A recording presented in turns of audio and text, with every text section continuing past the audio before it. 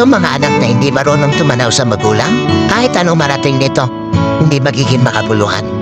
Kahit sinasabi natin na di naman obligasyon ng mga anak ang magulang, yes! Pero ang sabi ng Panginoon, honor your parent. At kasama dun sa pag-honor na yon, yung merong kang kayang gawin para sa kanila, ginagawa mo.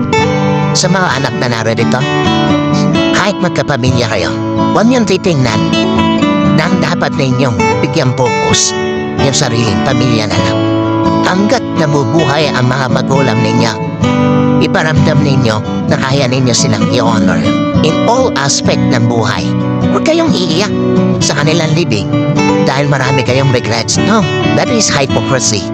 Wala kayong kwentang anak kung iiyak lang kayo sa kanilang lamay. Pero nung nabubuhay, hindi mo ginawa yan dapat mong gawin para sa kanila.